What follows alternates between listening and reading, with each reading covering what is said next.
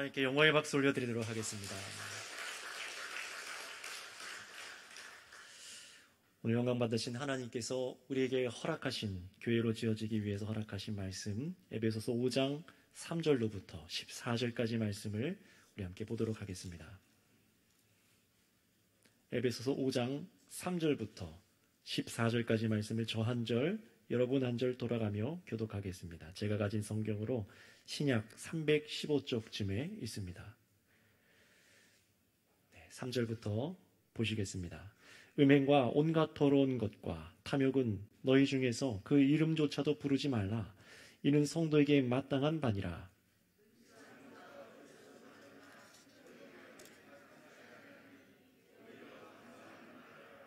너희도 정녕 이것을 알거니와 음행하는 자나 더러운 자나 탐하는 자 곧 우상 숭배자는 다 그리스도와 하나님의 나라에서 기업을 얻지 못하리니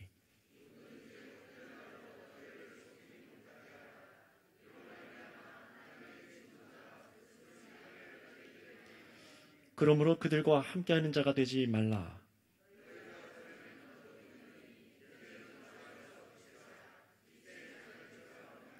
빛의 열매는 모든 착함과 의로움과 진실함에 있느니라. 너희는 열매 없는 어둠의 일에 참여하지 말고 도리어 책망하라. 그러나 책망을 받는 모든 것은 빛으로 말미암아 드러나나니 드러나는 것마다 빛이니라. 그러므로 이르시기를 잠자는 자여 깨어서 죽은 자들 가운데서 일어나라. 그리스도께서 너에게 비추시리라 하셨느니라. 아멘. 자, 오늘은 이 말씀을 가지고 빛의 열매로 잠자는 자들을 깨우라 라는 설교를 드릴 텐데요, 들으시고 하나님 말씀을 깨달아 여러분 주님을 기뻐 순종할 수 있는 모두가 되시기를 바랍니다. 하나님께서는 오늘도 지금 이 순간에도 어두운 세상 가운데 계속해서 구원받을 백성을 불러내 주시고 계십니다. 말씀을 듣고 예수님을 믿는 사람들에게 죄사함의 은혜를 지금도 베풀어 주고 계세요. 여러분, 그 구원의 은혜로 우리가 이 자리에 있는 줄을 믿습니다. 그럼 여러분, 이 자리는요, 어떤 자리입니까? 이 자리는 완벽한 사람, 죄의 유혹을 전혀 받지 않는 그런 사람들만 모인 곳이 아닙니다. 우리는 그 누구도 그럴 수는 없어요. 분명히 성도로서 우리가 예수님의 충만한 사랑과 풍성한 은혜로 새로운 열매들, 사랑의 열매들, 다른 사람을 두드려주고 용납하고 사랑하는 이런 열매들이 나타나고 구원받은 자들이 모인 곳이 교회이지만, 교회된 성도 역시 여전히 세상 유혹에 노출되어 있고요, 옛 생활들, 옛 습관에 여전히 우리가 유혹받아서 넘어질 때도 있습니다. 분명히 예수 믿고 구원받아서 새로 거듭난 삶을 살아가는데 옛 그 습관이 내 안에 다시 올라와서 우리를 어렵게 할 때도 있어요. 그러나 참된 성도의 특징은 있습니다. 정말로 구원받은 이 성도들의 특징은 무엇이냐면, 이런 죄악들이 일어날 때 그 죄악을 즐기기보다 미워하고 다시 그리스도의 십자가 앞에 엎드려서 다시금 그 은혜 안에 한 발 한 발 주와 함께 동행하기를 힘쓴다는 사실입니다. 그래서 이 구원의 은혜, 이 생명의 길은요, 나의 힘이 아니라 전적인 하나님의 은혜, 내 안에 계신 성령께서 나를 견인해 주신 은혜로 가는 것을 믿으시기를 바랍니다. 성도 여러분들께서 이 길로 나아가도록 하나님을 계속해서 우리가 찬양하고 즐거워야 될 줄 믿습니다. 그런데 여러분, 이 자리에는요, 아직 예수님을 인격적으로나 또는 내 인생의 주인으로 또 나의 구원자로 받아들이지 못한 분들도 계십니다. 교회에 난생 처음 나온 분들도 계실 것이고요, 또는 우리 성도들의 이 모임이라던가 이 예배 몇 번 참여해 보신 분들, 또는 어려서 이 교회 문화 속에선 자라긴 자랐지만 여전히 이 죄악으로 물든 삶으로 이 인생의 운전대를 내가 잡고 어디로 방향을 틀지 몰라서 계속해서 실패하고 어려움 가운데 있는 분들도 계실 것입니다. 그런데 여러분, 이 구약 성경을 보시면은, 구약 성경 말씀 보시면은 하나님의 성전, 당시 이스라엘 성전에도요, 하나님을 예배할 수 있는 선택된 백성들인 유대인들의 공간이 있었고, 또 이방인의 뜰이라고 하여서 하나님을 믿지는 않지만 하나님을 알고자 예배하고자 가까이 나오는 이방인 사람들이 나오는 장소가 있었어요. 그걸 이방인의 뜰이라고 했습니다. 마찬가지로 여러분, 오늘날도 동일합니다. 하나님께서는 자신의 이 교회를 세우셔서 예수님을 통해 이 세워진 교회는요, 오늘날도 세상에 하나님의 구속 구속기관으로서 여전히 오늘날도 작동하고 있습니다. 건져내어서 살리는 것이죠. 이스라엘이라는 한 지역의 사람들만이 아니라 이제는 예수님의 복음이 전파되는 곳마다 교회가 세워지게 하셔서 하나님을 전혀 알지 못했던 사람들이 하나님을 알고 죄가 무엇인지 알지 못했던 사람들이 그 죄를 깨닫고 회개해서 정말 예수님 믿어서 새 삶을 얻고 구원받는 이 성도들과 함께 하나님을 예배하여서 세상에 빛을 비추는 것이죠. 여러분, 이것이 우리들의 교회입니다. 지금 저와 여러분들 그리고 세상과 구분짓는 것 중에 하나가 여러 가지들이 있지만 어떤 것이 있냐면 오늘 우리는 지금 어디에 있죠? 하나님을 예배하기 위해서 교회로 모여 있습니다. 건물이 아니라 우리가 교회로 모여 있어요. 저와 여러분들이 교회로 모여 있는 거예요. 그런데 믿지 않는 사람들은 어떻게 생각합니까? 왜 저렇게 수고를 할까? 왜 쉬지 못하고 더 돈을 벌지 못하고 왜 저들은 하나님을 믿는다고 하면서 저렇게 삶을 살아갈까? 미련하게 볼 때도 있어요. 그러나 여러분, 이런 삶을 살아가는 것이 오히려 저들에게 하나님이 살아계심을 비춰주는 것을 여러분 알고 계십니까?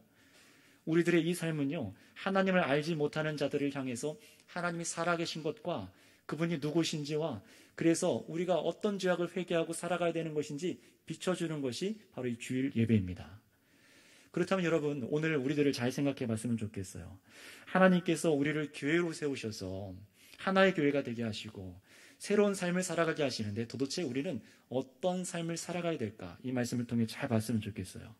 하나님께서는 이 세상에 이 구속기관으로서 저와 여러분들을 바꾸셔서 사용하시는데 하나님께서는 이 세상 가운데 하나님을 알지 못하는 사람들을 계속해서 자신 앞에 나아오게 하세요. 그런데 이것을 어떻게 말하냐면은 세상 가운데 어둠에서 우리가 빛을 비추어서 하나님을 알게 한다는 것입니다. 예수님으로 이 땅의 사람들이 예수님을 통해서 하나님을 알고 그래서 하나 되어서 참으로 사랑하는 교회와 공동체가 되게 하시는 것이죠. 여러분들 생각해 보세요. 누군가 여러분의 문을 두드려 줬을 거예요. 예수님께서 누군가의 삶을 통하여서 여러분의 마음을 두드리셔서 이 자리에 나와왔습니다. 무엇이 시작되는 겁니까? 빛이 비춰주는 거예요. 아무것도 아닌 것 같지만 하나님께서는 성도들의 그런 사랑의 삶을 통하여서 자신의 빛을 비추기 시작합니다. 여러분, 그래서 교회는 예수님 안에서 용서받고 하나 되고 예수님께서 이 땅에 다시 오실 때까지 하나님께 부름받은 모습으로 저와 여러분들은 살아가야 됩니다. 그런데 이 교회가 살아가는 방식을 성경에서 뭐라고 말하냐면 하나님께서 우리를 용납하여 주신 것처럼 서로 용납하고 예수님께서 자신을 희생하여 주신 것처럼 우리도 서로에게 희생하여 살아가는 바로 사랑의 방식으로 살게 하신 것을 믿으시기를 바랍니다. 이것이 우리들에게 살게 하신 유일한 방법이에요. 세상의 것과 섞일 수가 없습니다. 여러분, 그렇다면 이것이 지난 말씀 4장 25절에서 29절의 말씀이었는데요. 예수님을 믿기 전에 이전의 삶과 예수님을 믿고 나서 이제 새로워진 삶을 비교를 했었어요. 4가지 것이 나왔었습니다. 어떤 것들이 있었습니까? 거짓말을 버리고 서로에게 참된 말, 진실한 말을 하라. 서로 믿어주라는 거예요. 그리고 두 번째는 어떤 것이었습니까? 분을 내어도 화가 나도 이거를 이 하루 종일 품고 있지 말고 용서해 주라 라는 것이 두 번째 모습이었고요. 세 번째는 무엇이었습니까? 도둑질을 했었습니까? 도둑질을 이제 멈추시고 자기 손으로 이제 수고하여서 가난한 자들을 위해서 구제하십시오. 이거의 새로운 모습이라고 했어요. 그리고 마지막에 무엇이었습니까? 더럽고 추악고 악한 말들을 이제 입에서 끊어내시고 선한 말, 덕이 되는 말, 은혜와 믿음을 세우는 말을 하십시오라고 말씀하시는 것이 하나님께서 우리에게 말씀하시는 새 삶이라는 거였어요. 여러분, 그러나 이 삶은 예수님 안에서 그냥 단순히 노력해봐라 라는 것이 아니라 이런 삶을 살아갈 능력을 주시고 하는 말씀인 것을 믿으시기를 바랍니다. 이전에는 불가능했던 삶이라는 거예요. 흉내는 내볼 수 있었지만 본질적으로는 안 된다는 거예요. 그러나 그리스도 안에서 우리가 주의 사랑을 입고 예수님을 믿어 성령이 부어졌을 때 이 삶을 살아갈 수 있는 힘이 길이 열려진 줄을 믿습니다. 여러분, 그래서 지난 우리가 추수감사 이 주일에도 우리가 살아가는 다른 많은 삶의 열매들도 감사해서 하나님께 드리지만 무엇보다도 하나님께서 정말로 우리 마음 가운데 심으셔서 자라게 하시고 열매 맺어서 거두시기 원하시는 그 알곡이 무엇이라고 했습니까? 바로 이런 새 사람으로 자라가는 그 알곡을 우리 하나님께서 원하신다라고 하셨습니다. 그래서 우리가 인생 가운데 많이 하나님께 10년, 20년, 30년 하나님께 나와서 감사를 드리지만 참으로 우리가 이런 새 삶의 모습들이 무르익어서 하나님께 뭔가 드릴 만한 이런 열매들이 내 인생 가운데 무르익어 자라갔는가 돌아보자라고 했었습니다. 지난 금요일 밤에도 그래서 이 말씀을 두고 다시 기도했어요. 정말 우리가 이 한 주간 이 말씀을 갖고 살았는가, 이걸 갖고 기도를 했었습니다.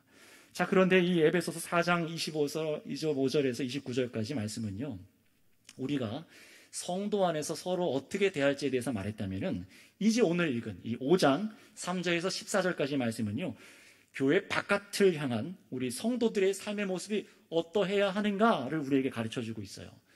물론 이 두 가지를 딱 외적으로 내적으로 그을 수는 없지만, 우리가 세상으로부터 부름받은 교회가 되었다면은요, 이제 세상에서 사람들과 어떻게 다른 모습으로 살아가야 되는지를 우리에게 깨닫게 해주는 말씀입니다. 따라서 여러분, 오늘 말씀을 통해서 하나님께서 정말로 저와 여러분들에게 맺고자 하는 그 열매, 그 결실들, 그 삶이 여러분 마음 가운데, 삶 가운데 나타나지시기를 축복합니다. 자, 그러기 위해서 주신 말씀 5절 말씀부터 한번 읽어보도록 하겠습니다. 5절 말씀입니다. 시작. 너희도 정녕 이것을 알거니와 음행하는 자나 더러운 자나 탐하는 자 곧 우상 숭배하는 자는 그리스도와 하나님의 나라에서 기업을 얻지 못하리니. 아멘. 자, 보시면은요, 하나님 나라에 들어가지 못하는 사람들이 누구인지에 대해서 써 있어요. 다시 말하면 천국에 들어가지 못하는 사람들이 있다라고 말씀합니다. 그들이 누구라고 말하냐면 누굽니까? 이미 에베소서 교인들이 알고 있는 것처럼 바로 우상 숭배하는 자들이라고 말합니다. 우상 숭배하는 자들은 하나님 나라에 들어갈 수가 없습니다. 그렇다면 우상 숭배가 무엇입니까? 우리가 일반적으로 알고 있듯이 하나님이 아닌 것들을 형상으로, 돌과 나무로 형상으로 금으로 부어서 만든 것들을 우리가 섬기는 것이죠. 그러나 성경은요, 더 정확하게 이렇게 말씀하세요. 하나님보다 더 사랑하는 것이 곧 우상 숭배다라고 말씀합니다. 이러한 맥락에서 오늘 성경은요, 더 깊은 측면에서 우상 숭배가 무엇인지 그 죄를 폭로해줘요. 그것이 바로 5절인데요. 우상 숭배가 무엇이냐? 음행하는 자, 더러운 자, 탐하는 자는 곧 우상 숭배하는 자다라고 하세요. 여러분, 여기서 음행이 무엇입니까? 바로 문자 그대로 성적인 관계의 범죄를 말하고 있는 것이에요. 혼전 성관계, 매춘부와의 잠자리, 동성애, 근친, 간음, 결혼 여부를 떠나서 부부 바깥에서 불륜을 저지르는 부정한 성관계들을 말하는 것이 성경에서 말하는 음행입니다. 그리고 이런 삶을 더러운 자라 말하고 탐하는 자의 범주에서 말하고 있는 것인데요. 왜냐하면 이 성적인 욕망을 포함해서 우리가 가진 모든 과도한 욕망에 대한 것이 바로 우상 숭배라고 말을 하는 것이에요. 여러분, 왜 그렇다면 이것이 지옥가의 죄일까? 왜 이것이 우상 숭배의 죄라고 말하며 우리가 천국에 들어가지 못할 죄라고 성경은 말씀하실 거예요. 특히 성경은요, 이 음행하는 것에 대해서 굉장히 많은 지면을 할애해서 우리에게 말씀합니다. 성적인 문제를 거룩한 삶과 대비해서 굉장히 많은 곳에서 하나님의 사람들이라면은, 참된 사람이라면은 거절해야 될 죄악이라고 말씀하세요. 그 이유가 있습니다. 왜냐하면은 이 부부 안에서 허락된 성은 굉장히 거룩하고 아름다운 곳입니다. 우리에게 성적인 욕망을 주셔서 남편과 아내가 서로 사랑하여서 성을 사랑하는 것은 굉장히 아름다운 거예요. 그러나 우리 안에 있는 이 탐욕이라는 것은 어떻습니까? 이 부부 안에서의 관계에서 벗어난 이 탐욕들은요, 전부가 성적 다른 욕구들은 전부가 자기 중심적인 마음에서 비롯된 탐욕이기 때문에 그렇습니다. 다른 것을 더 원하는 거예요. 더 쾌락을 즐기기 원하는 겁니다. 나의 중심이죠. 그래서 이 탐욕이라는 것이 자기 중심적이고 이적인 마음에서 비롯되는 것인데, 그래서 하나님께서 주신 십계명에도 여러분 잘 보시면 알 수 있듯이 이웃의 아내를 탐하는 것이 죄악의 목록에 들어가 있습니다. 이 죄는요, 결국 하나님의 창조 질서를 파괴해요. 남편과 아내를. 그 관계뿐입니까? 자녀들도. 그리고 이것뿐입니까? 이웃과 형제들을. 사회 전반에 걸쳐서 아픔을 경험하게 만드는 것이 이 탐욕의 죄, 음행의 죄입니다. 자기 중심된 삶의 죄악이라는 거예요. 그래서 성경은요, 이런 음행과 더러운 삶을 결부시켜서 이런 탐욕의 삶과는 전혀 반대되는 삶과 비교해서 우리가 정말 선명하게 바라봐야 될 새 삶을 우리에게 제시하고 있어요. 그것이 무엇인지 본문 조금 앞으로 가셔서 5장 1절, 2절 말씀을 같이 한번 읽어볼까요? 다 같이 하나님의 말씀 1절, 2절을 같이 읽겠습니다. 시작. 그러므로 사랑을 받는 자녀같이 너희는 하나님을 본받는 자가 되고 그리스도께서 너희를 사랑하신 것 같이 너희도 사랑 가운데서 행하라. 그는 우리를 위하여 자신을 버리사 향기로운 제물과 희생 제물로 하나님께 드리셨느니라. 아멘. 보시기 바랍니다. 무엇을 제시되어 있습니까? 하나님께서 우리 죄인들을 용납하여 주신 것, 그리고 예수님께서 죄인들을 대신해서 자신의 목숨을 십자가 위에서 부어주신 것, 이거 전부 무엇이에요? 이타적인 성품이죠. 다른 사람을 위한 것입니다. 철저히 이 완전한 사랑이 무엇인지를 보여주시는 거예요. 자신의 삶을 내어주는 이 삶이 바로 하나님의 성품으로부터 오는 거라고 말하는 것입니다. 바로 이런 사랑으로 인해서 지어진 예수님의 새 사람들이야말로 본래 하나님께서 처음 세상을 창조하셨던 계획대로 이 자기중심적인 그런 모든 것을 버리고 새롭게 지어져가는 사람들이라고 말하는 거예요. 그게 바로 교회지요. 그러나 여러분, 이런 하나님과 이 예수님의 모습과는 전혀 반대되는 것이 무엇이라고 말하는 거예요? 음행과 온갖 더러운 삶과 곧 탐욕이라는 겁니다. 그래서 로마서 1장에서도 보시면은 인간의 탐욕을 하나님께서 그대로 내버려 두실 때 어떤 죄악의 목록들이 나오는 쭉 써 있어요. 그 중에 하나가 무엇이냐면 바로 동성애라는 거예요. 사실 정확하게 말하면 동성간 성행위자들이라고 하는데요. 왜 그렇게 밝히냐? 그것은 사랑이 아니라 철저히 자기 만족, 자기 중심의 삶과 이어지는 탐욕의 죄악이기 때문에 그렇습니다. 그런데 하나님께서는 참된 교회가 된 성도님들, 하나가 되고 서로 희생할 줄 알며 사랑하는 성도로 지음받은 성도들에게 뭐라고 오늘 말씀하시냐면요, 너희 성도는 이런 음행과 탐욕의 삶을 살아서는 안 돼 라고 하시는 것이 아니라 이렇게 말씀하십니다. 우리 3절 말씀을 읽겠습니다. 3절 말씀 다 같이 성경을 찾아서 읽으시기 바랍니다. 시작. 음행과 온갖 더러운 것과 탐욕은 너희 중에서 그 이름조차도 부르지 말라. 이는 성도에게 마땅한 바니라. 뭐라고 하세요? 음행과 이어지는 온갖 더러운 탐욕, 그것을 그냥 끊으라 라고 말씀하시는 정도가 아니라 성도는 그런 것들의 이름조차도 부르지 말라라고 하세요. 엄청난 윤리 기준이 지금 제시되고 있는 것입니다. 이게 무슨 말이냐면은 그렇게 살아도 안 되지만 그런 음행과 더러운 삶, 탐욕의 일들은 입에도 담지 말라는 거예요. 마음에도 품지도 말고 생각으로도 그리하지 말라는 겁니다. 단순히 음행하지 마세요 라고 하는 것이 아니라 그런 말들조차도 하지 말라는 거예요. 여러분, 단순히 이것이 우리들에게 율법적인 금칙어를 만든 것이 아닙니다. 초점은 그런 말을 하지 않는 것이 우리 성도들에게 마땅한 일이라고 성경이 가르쳐주고 있는 거예요. 왜냐하면 우리 성도가 그런 죄악에서, 그랬던 악한 죄악에서 건짐을 받아서 새로워졌다면 우리가 이제 본받는 것은 무엇이어야 돼요? 오직 빛이신 하나님의 사랑을 본받아야 될 줄 믿습니다. 어울릴 수가 없는 거예요. 세상의 것들과 하나님의 성품이 충돌하는 지점이 있을 뿐이지 중간에 살 수는 없습니다. 우리는 선택해야 돼요. 예수 그리스도 안에서 이 삶에 나와서 정말 하나님께 속할 것인지 선택해야 되는 것입니다. 그러니 여러분, 음행과 탐욕은 교회된 성도들에게 어울리는 것이 아니라는 것을 기억하시기 바랍니다. 그래서 우리 성도님들의 새 삶이 하나님과 같이 거룩한 삶으로 이렇게 요구를 받을 때는요, 이 말씀들이 꼭 성적인 도덕과도 연결된다는 것을 기억하시기 바랍니다. 데살로니가 전서 4장 3절에서 7절 말씀은 그래서 이렇게 말씀하세요.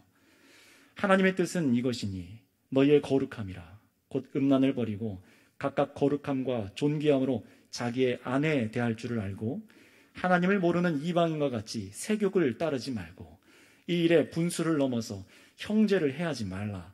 이는 우리가 너희에게 미리 말씀하고 증언한 것 같이 이 모든 일에 주께서 신원하여 주심이라. 하나님이 우리를 부르심은 부정하게 하심이 아니요 거룩하게 하심이니. 아멘. 하나님께서 우리들에게 말씀하신 이 명령을 한번 잘 들어보세요.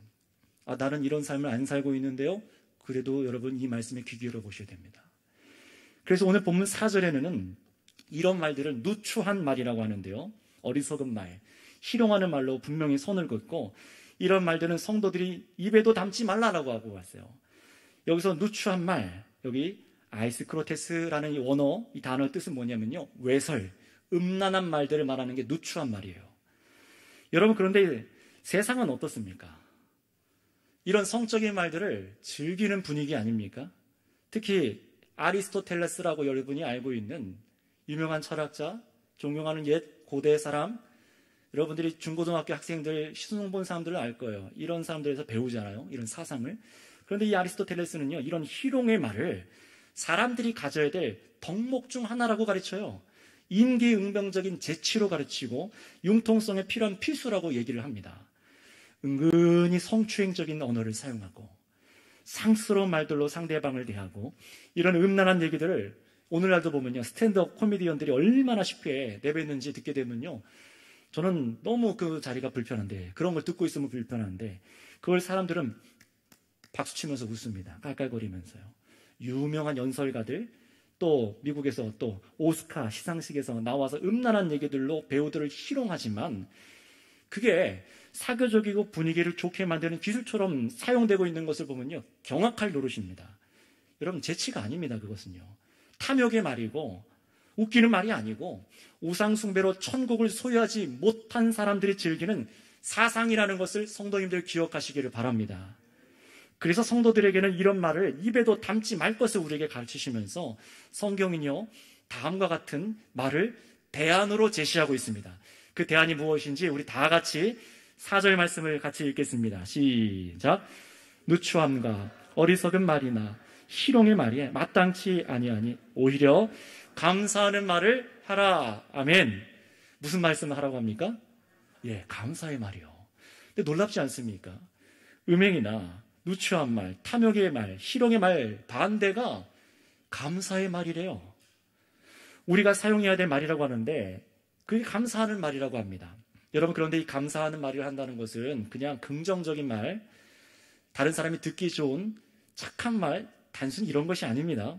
이 감사하라는 말은요, 감사의 대상이 중요해요. 그게 무엇입니까? 누구입니까? 하나님께 감사하는 언어들을 쓰라라는 것이에요. 왜냐하면 여기서 잘 들으시기 바랍니다. 우리가 나 자신의 힘으로 살지 않고 내가 중심대로 살아가고 있는 것이 아니라 하나님께서 나를 지으셨고 나를 유지하고 돌보시기 때문에 나의 인생이 전적으로 하나님께 의지하고 있으니 감사합니다라는 마음을 갖는 거예요. 철저히 무엇이죠? 내가 중심이 아니에요. 나는 낮아져 있어요. 그래서 어떤 탐욕과 욕심이 들어올 틈바구니가 없게 됩니다. 바로 이런 하나님께서 나를 구원하신 은혜에 대한 감사의 언어들은요, 바로 여러분의 욕망적인 태도를 바로잡아주는 역할을 합니다. 한번 잘 생각해 보세요. 주위에 믿지 않는 사람들 중에서 이런 음행의 말들이나 이런 얘기들을 계속하는 사람들을 잘 들어보면은 불평불만이 많습니다. 감사의 언어보다도 누구 때문에 그래, 당신 때문에 그래, 저것 때문에 그래 라는 말들이 계속 나오는 것을 아마 아실 수 있을 거예요. 깜짝 놀랄 일입니다. 이것은 영적인 원리이고 진리입니다. 그래서 여러분 보세요. 여러분의 영적인 상태와 이 태도를 감사의 언어들로 바꾸는 거예요. 단순히 긍정의 말이 아니라 하나님께서 우리에게 모든 것을 채우셨다는 것, 내가 중심이 아니라는 겁니다. 그래서 음란하고 탐욕적인 말을 입에 담다 보면은 그 말은 어떻게 될까요? 성도들마저도 마음속에 여러분이 죽은 옛사람의 탐욕이 막 불러 올라오기 시작하고 하나님의 죄의 용서와 사랑을 잊고요, 나 중심적인 욕망을 채우기 위한 생각들이 마음에 차오르기 시작해요. 죄악을 범하는 겁니다. 음란에 다시 행하는 거예요. 결정적으로는 무엇이냐? 이것이 어두운 세상의 우상숭배의 삶의 언어들이라는 것이 문제입니다. 웃기는 얘기가 아니라는 거예요. 하지만 하나님의 은혜를 감사하는 것은 어떤 것입니까? 나 중심적인 삶으로 가지 않도록, 내가 주님 안에 머물도록 행하는 언어가 감사의 말인 것을 기억하시기 바랍니다. 따라서 여러분, 오늘 말씀 첫 번째로 저와 여러분이 깨닫고 순종해야 될 말씀이 이것이에요. 나의 입술에 우상 숭배하는 죄악의 음행과 탐욕적인 언어 대신 무엇이 있게 하라고요?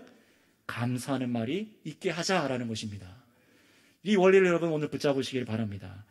여러분, 그래서 성도님들, 우리가 참으로 주님의 성도가 되었다면 그래야 하는데 여러분의 입의 언어가 어떤 것이 어울리는지 늘 생각해 보시기를 바랍니다.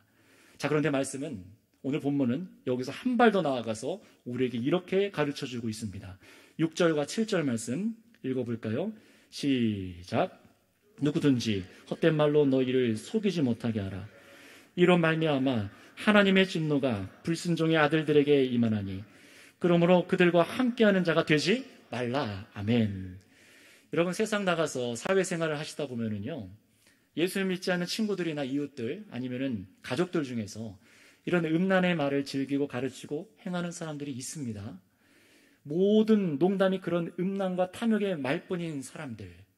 그래서 그렇게 살아도 별 문제 없다고 말하고, 야, 이게 이렇게 말하는 것이 솔직하고 진솔한 대화 아니냐?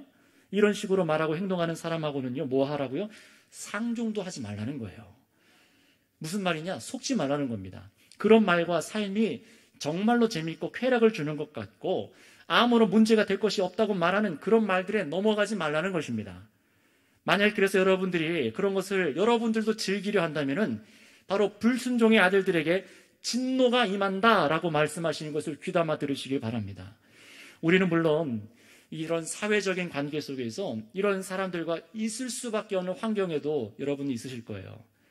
그들의 악한 생활 방식에 그러나 동참하지 말라고 말씀하시는 겁니다. 하나님의 진노도 문제지만 그런 것을 가까이 하는 것이 여러분에게 아무런 유익이 없기 때문에 그래요. 잠깐 웃고 재밌고 쾌락을 즐길 수 있을지 모르지만 여러분의 영혼에는 아무런 유익이 없습니다. 오히려 어둠의 일들을 나도 다른 사람에게 퍼뜨릴 뿐이에요. 그래서 이어지는 오늘 말씀은요, 이 두 가지 대조되는 이 삶의 정체를 분명하게 이렇게 밝혀줍니다. 그것이 무엇인지 우리 8절과 9절 말씀을 한번 읽어볼까요? 시작. 너희가 전에는 어둠이더니 이제는 주 안에서 빛이라. 빛의 자녀들처럼 행하라. 빛의 열매는 모든 착함과 의로움과 진실함에 있느니라. 아멘. 한번 제 말을 따라주시면 감사하겠습니다. 빛과 어둠의 삶. 빛과 어둠의 삶이라는 거예요. 여러분, 빛과 어둠은 섞일 수가 없습니다. 지금도 이 빛이 내리쬐을 때 어떻게 됩니까? 이 공간 안에 어두움이 싹 사라지죠. 빛과 어둠은 공존할 수 없어요. 따로 대립할 수는 있지만 섞일 수는 없습니다. 교회에게 이런 거룩한 새 삶, 감사하는 언어를 사용하고 탐욕의 언어들을 사용하지 말라는 이유는 저와 여러분들이 이전에 어둠에 속한 삶에서 이제 나와 빛이신 예수님께 속했기 때문이라는 거예요. 여러분, 어둠과 빛은 섞일 수 없습니다. 성경에서 특히 이 부분에서 어둠이란 무엇을 말하냐? 죄악된 세상, 하나님을 떠난 영적인 사망의 상태, 마귀에게 속해서 자기 중심적이고 우상 숭배적인 상태에 빠져 있는 것을 어둠이라고 말해요. 영적인 눈이 어두워서 이게 죄인지 이게 악한 것인지 생명의 길인지 분간을 못하고 가다가 하나님의 진노를 못 보는 것이죠. 그러나 여러분, 이제는 어두운 세상에 빛으로 임하신 예수님 안에서 우리 성도님들 역시 마음의 빛이 비추어져서 우리도 빛이 된 것을 믿으시길 바랍니다. 주님께서 믿음으로 우리 안에 함께 계셔서 무엇을 하시는 겁니까? 빛을 밝혀주시기 때문에 빛이라고 말하는 거예요. 우리의 삶에 조금 연약하고 부족함이 있지만 그럼에도 불구하고 내 안에 등경과 같은 그 빛이 있으시니, 꺼지지 않는 그 등경이 있으시니 여러분, 예수님 때문에 우리가 빛의 자녀들처럼 살아가야 될 줄을 믿습니다. 그래서 우리 성도들에게 맺어야 될 열매가 무엇입니까? 빛의 열매예요. 빛의 열매예요. 음행의 말, 탐욕으로 말하는 것들로 인해서 아무 열매 없음, 무익하고 어둠만 더하게 하는 것들과는 질적으로 다른 삶의 열매를 맺는 것입니다. 빛의 열매만 우리에게 있어야 됩니다. 잠깐 제 오른편을 봐주시겠어요? 여러분들의 왼편이겠죠? 표가 써 있습니다. 한번 읽어볼까요? 시작. 빛의 열매를 맺는 공동체라고 되어 있어요. 이 말씀이 바로 이것입니다. 빛의 열매가 바로 이것이에요. 무엇입니까? 착함과 의로움과 진실함이라고 오늘 말씀에 써 있잖아요. 선과 의와 진실이라는 새로운 삶의 윤리가 저와 여러분들 교회 공동체 안에 맺어지는 것이 빛의 열매라고 말씀하시는 겁니다. 그래야만 우리가 정말로 사랑할 수 있대요. 그래야만 정말로 우리가 하나 될 수 있다고 말하는 겁니다. 한 명 한 명이요. 그러니 여러분, 이 빛의 열매라는 정의를 정확히 하셔야 됩니다. 이 어두운 세상에 빛을 비추는 우리 성도님들의 열매, 이 빛의 열매는 다른 것이 아니라 여러분들의 모든 선한 의로움, 진실함에 있는 것입니다. 이 덕목들이 철저히 어떻게 우리를 만듭니까? 나 중심이 아니라 서로를 사랑하게끔 만드는 열매로, 내가 아니라 남을 높이는 열매로, 내가 아니라 서로의 마음에 거짓 없이 대해서 장벽을 허무는 열매들인 줄을 믿으시기 바랍니다. 남을 희롱하고요, 불편하게 만들고 자기중심적인 언어들이 우리 예수님의 사랑과는 어울리지 않다라는 거예요. 그래서 10절 말씀해 보시면은 우리에게 이렇게 말씀하십니다. 한번 같이 읽어볼까요? 시작. 주를 기쁘시게 할 것이 무엇인가 시험하여 보라. 아멘. 여러분, 이것이 오늘 본문에서 두 번째로 우리에게 교훈하고 가르쳐서 순종할 말씀이에요. 무엇입니까? 오직 주님께서 기뻐하신 일인 빛의 열매를 맺기 위해서 여러분들 분별하며 사시기 바랍니다. 빛의 열매를 맺기 위해서, 오직 주님께서 기뻐하시는 빛의 열매를 맺기 위해서 분별하며 한 주를 살아가야 된다는 거예요. 여기서 시험해보라 라는 표현은요, 하나님을 테스트해보세요 라는 것이 아니라 주님께서 원하시는 이 삶을 정말로 살아고 바라내고 순종해보라 라는 의미입니다. 그럴 때 성령께서 우리를 도와주셔서 열매를 맺는 삶을 살아가도록 인도하신다는 거예요. 하나님께서 이렇게 하면 복 주실까? 그게 아니라 이 말씀에 순종할 때에 얼마나 하나님께서 우리의 성품과 생각을 새롭게 하신지 보라는 것입니다. 따라 성도 여러분, 왜 우리가 이런 노력과 감사의 말을 하며 세상의 어둠에 참여하지도 말아야 되는 것이에요? 오직 주님을 기쁘시게 해드리시기 위해입니다. 나를 위해서 희생하신 예수님, 우리를 용납하여 주신 천지를 만물을 만드신 하나님, 그분을 기쁘시게 해드리기 위해서 내 안에 시작하게 하신 이 빛의 삶을 살아내라는 것이죠. 여러분, 여기서 한 가지 원리가 있어요. 여러분, 남편과 아내, 여러분의 가정을 사랑하시지요. 또 여러분 이웃과 친지들을 사랑하시고 정말 저 사람을 기쁘게 해줘야지 할 때가 있으실 거예요. 이 목적으로, 그런데 그 사람을 기쁘게 하려고 하다가 보면은요, 여러분 그 목적에서 벗어나실 겁니다. 사람을 기쁘게 하려고 하다 보면은 반드시 그 목적에서 벗어나실 거예요. 왜 그렇습니까? 우리가 다른 사람을 기쁘게 하려고 하는 생각과 마음과 방법에는 흠이 있어요. 그러나 오직 하나님을 기쁘시게 하려 할 때에 주의 말씀과 그 뜻이 우리 가운데 넘쳐나서 새로운 지혜로 이 목적을 도달할 수 있는 것을 믿으시기 바랍니다. 그래서 여러분, 여기서 말씀하고 있는 이런 착함과 의로움과 진실함이 맺혀지도록 수고하시길 바라요. 주님을 기뻐하시기 위해요. 그럴 때 내 사랑하는 남편과 아내가, 내 자녀와 이웃들이 이 사랑관계에 있을 수 있습니다. 자, 그런데 오늘 성경은 우리에게 단지 하지 말아라 라는 금지의 명령만 내리거나 또 교회와 세상에 믿지 않는 사람을 분리해 놓으려는, 갈라 놓으려는 목적으로 이 성경 말씀을 주신 것이 아닙니다. 분명히 우리가 이 거룩함을 이루어야 하는 것은 맞지만 또 한 가지 중요한 목적이 있습니다. 오늘 설교 마지막으로 이것을 말씀드리고 분명히 진리를 깨닫고 돌아가셔야 되는데요. 자, 그렇다면 그것이 무엇인지 우리 11절부터 12절 말씀 같이 읽어볼까요? 시작. 그들이 은밀히 행하는 것들은 그들이 은밀히 행하는 것들은 말하기도 부끄러운 것들이라. 네, 너희는 열매 없는 어둠의 일에 참여하지 말고 도리어 뭐 하라고요? 책망하라 라고 하세요. 한번 따라해 주시겠습니까? 어둠의 일을 책망하라. 이 말이 무엇일까요? 아니, 집에 가서 어둠의 일을 하고 있는 사람들한테 막 정죄하는 말을 쏟아내라는 걸까요? 그런 것이 아닙니다. 이게 빛된 교회가 사실 해야 될 일이지만 더러움의 일들을 책망하라는 것이거든요. 근데 이 단어는 어떤 의미가 있냐면 폭로하다라는 의미가 있어요.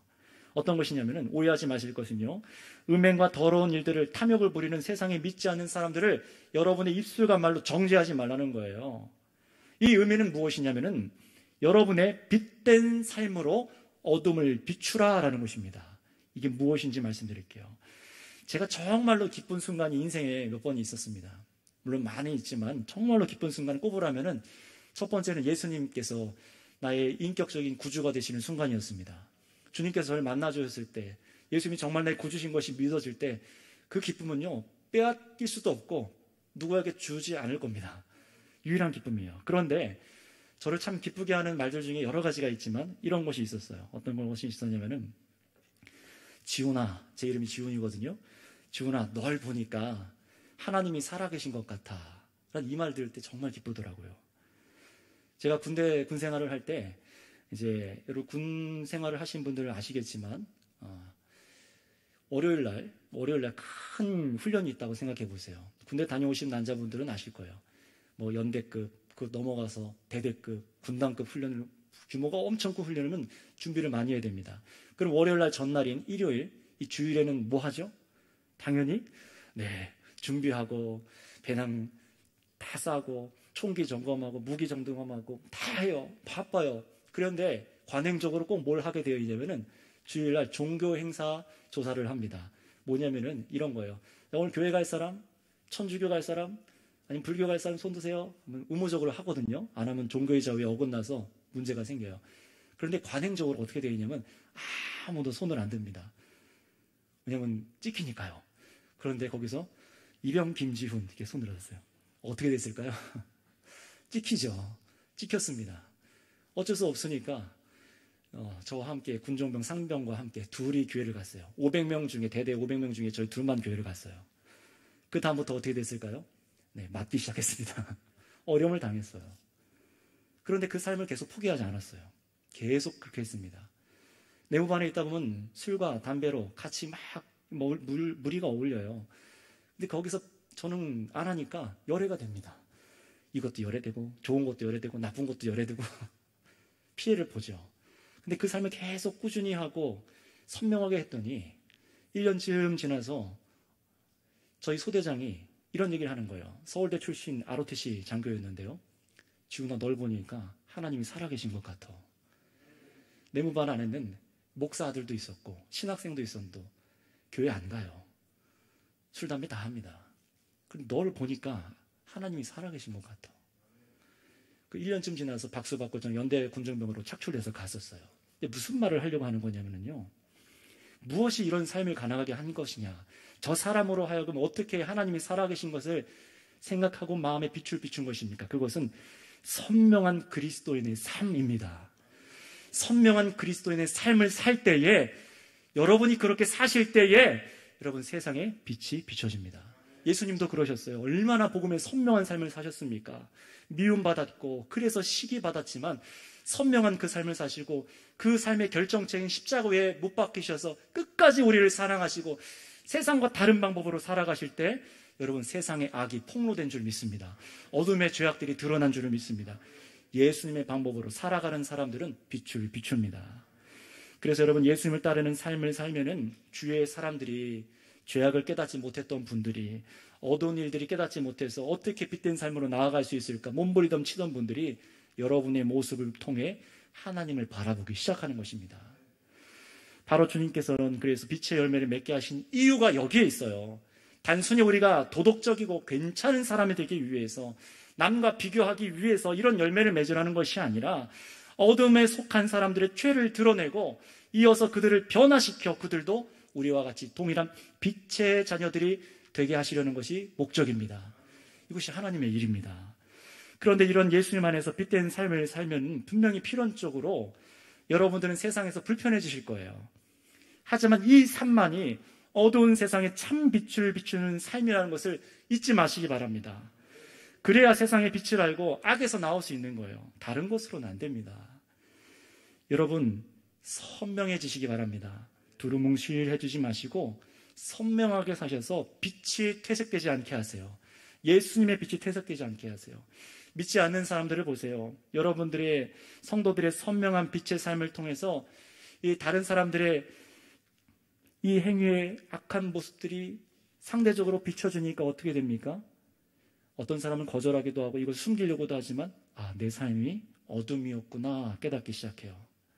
그렇게 주님께서는 빛으로 부르는 것입니다. 다른 방법으로 안 됩니다.